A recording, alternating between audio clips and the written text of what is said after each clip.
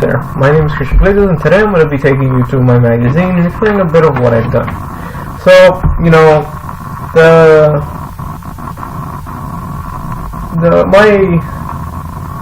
my product, what it ends up doing for the use of the conventions, you know, in the gaming industry, usually a lot of the magazines will show these beautiful games popped up and then these very cinematic takes. However, we were restricted in doing that. So instead of doing that, I decided to, hey, let me put the game in, but as well have some other people play. Now, this by itself wouldn't be that interesting. However, I included this within the cover itself to show, hey, you know what? These people are in an alternate dimension as they play. How manipulating is this? That their minds are scrambled, the world around them has fixated and changed. The only thing they can really focus on is the brightness coming from the game itself, the lock on the game, which is what a lot of these magazine companies try to do, where they try to focus more on the game, like, hey, look how beautiful this is, focus on it, it's beautiful.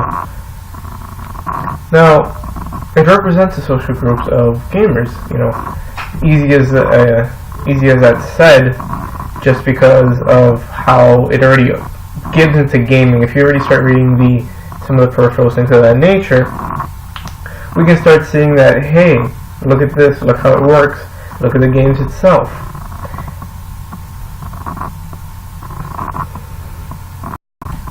This appeals to gamers in a sense. It is a gaming magazine, Gamefire. And it shows already the games, and it already has some type of, hey, you know what, this is what we might be talking about, it's going to be truly important. This is what we need to talk about. However, you know, now that I think about it, there's some things I could have done better with the entirety of the magazine itself. So, as well, I thought a bit about it, and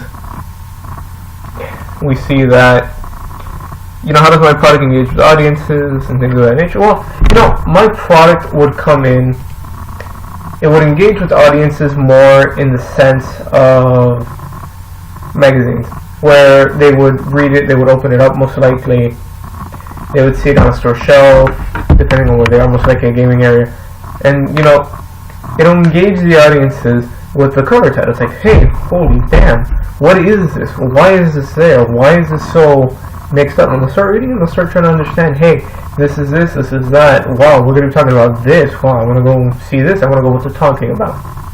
You know, and then if this was to ever be distributed as real text media, it would be most likely, yes, in the form of magazine, most likely in a company with the Game Informer magazine, going with the company of GameStop, or some other gaming company, or some other company that uses it, or as well we can do distribution in Barnes & Nobles, or even online orders, things of that nature, that can help boost sales and have them sell out all around, which I figure is going to be the most simplistic way to do it.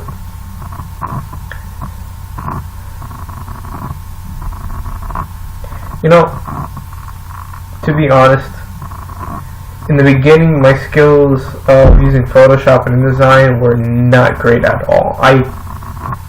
To be personally honest, I did not do a well enough job at the very beginning, because I suffered a lot of trying to figure out how these items would have worked and how they would fit and where the pieces needed to collide one way or another.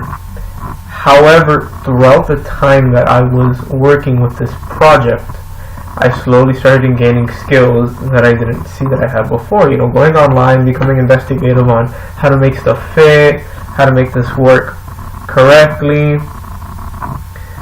You know, I saw that my skills did begin to improve. I wouldn't say it rapidly, it took a little while, but some of the items I learned that, hey, this is not going to fit, I need to integrate this and this instead.